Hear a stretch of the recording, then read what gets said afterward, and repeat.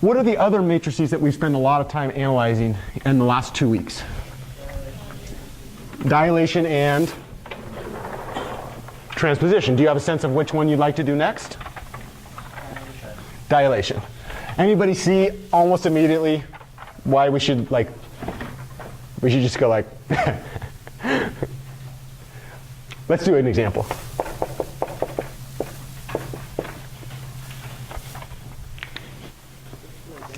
Not only is it an identity matrix, it's an identity matrix with one non-zero diagonal, right? Yeah, so this example's not in your notes.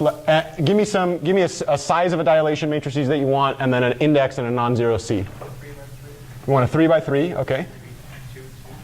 You want to do in the 2, 2, and you want it equal to, let's do something other than 2, so we're not. 4, 5, 5, 5. Irene?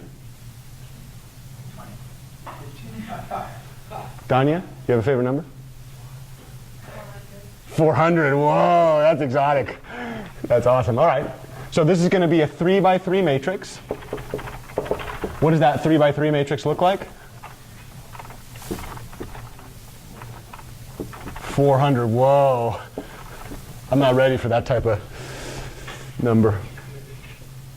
Okay, now what? Any guesses? Well, for sure they're independent columns, right? But what did we say about all diagonal matrices that have non-zero diagonal entries? What's the inverse?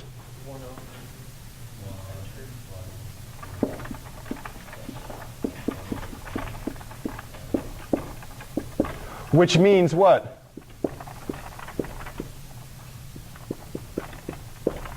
How do I find the inverse of a dilation matrix? Yeah, okay, so shall we make a conjecture? Now I want you to make the conjecture. Okay, so let n be an element of the natural numbers and, oh god, j be an element of this thing with, of course we need c not equal to 0, which is actually a condition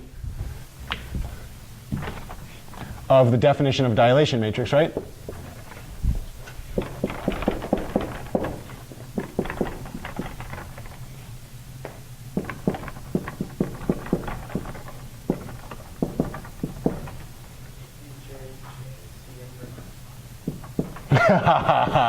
That's a really cool way to write it. And another way to say that is, okay. With conjectures, one of the things that we have to do is we either have to prove it wrong by providing a counterexample, or we prove it right by providing an actual proof, right? Okay. So let's do that. Let n be a natural number, c element of R, with c not equal to 0.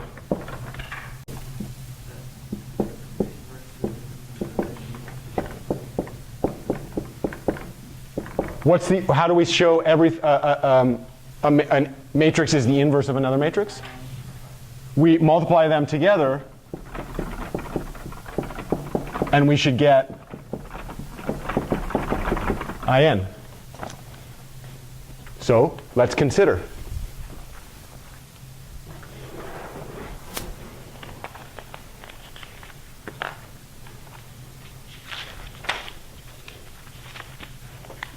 Oh yeah, we used to do Kramer's method.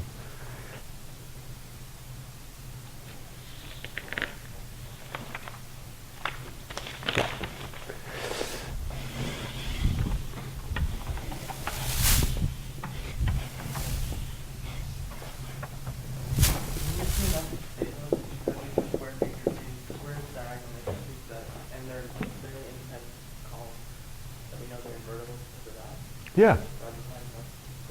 Sure. You feel comfortable with that? I mean, the reason I like doing this is because it forces you to be very, very comfortable with some of the algebra there, right? I could leave this. I could leave this undone. Or we could do it.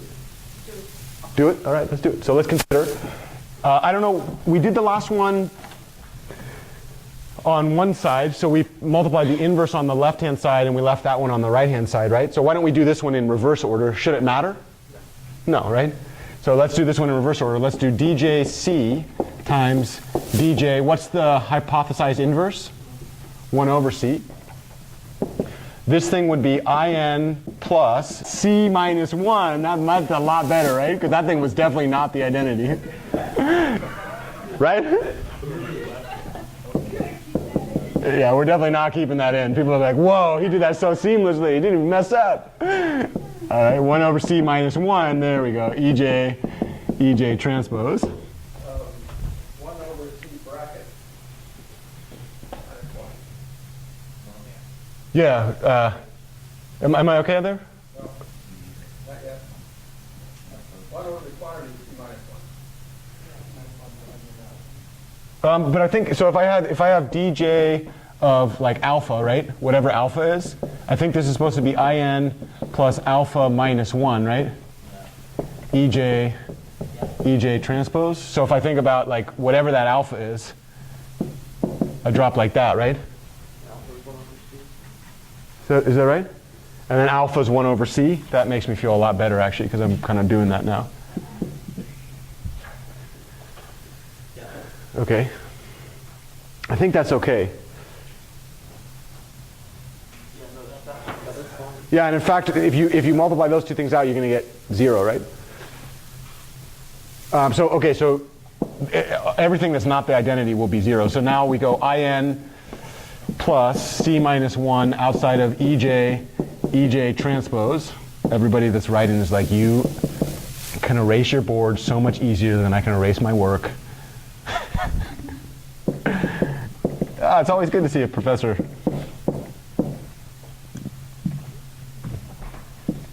One of my favorite quotes from Peter Harlan was, when I watch you mess up, I realize when I mess up, it's not that big of a deal, actually. It's like, cool, man. Thanks a lot, Peter. All right, so here we go. C minus 1. EJ, there we go, EJ transpose. And then we got 1 minus C minus 1 EJ transpose. And then what did we say? Anytime we multiply an identity matrix by an entire matrix, what happens? The entire matrix stays, right?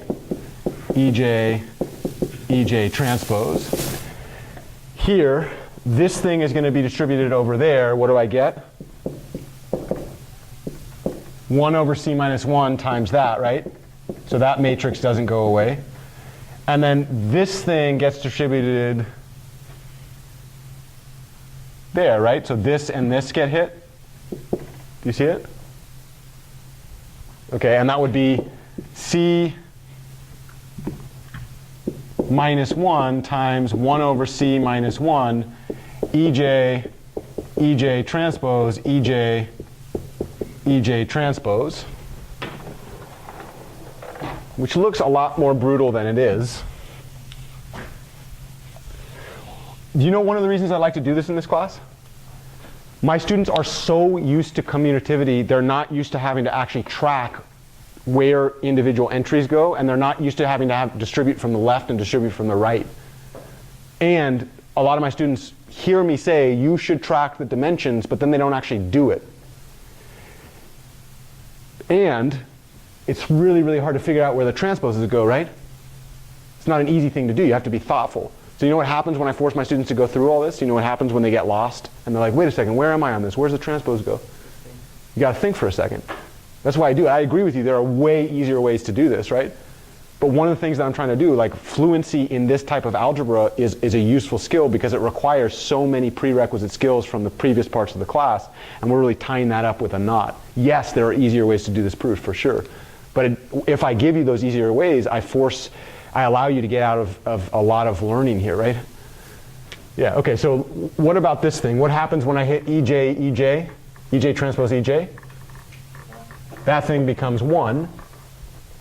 So now I have in plus c minus 1 EJ transpose plus 1 over c minus 1 EJ transpose plus, and then maybe anybody see what this is? So let's do a note real quick. If I take c minus 1 times 1 over c minus 1, anybody see what that would be? 1 minus c minus 1 over c plus 1, which is 2 minus c minus 1 over c. So now I've got 2 minus c minus 1 over c, ej transpose. Anybody see what happens if I factor out ej transpose? So factor that out, and what scalars are left over?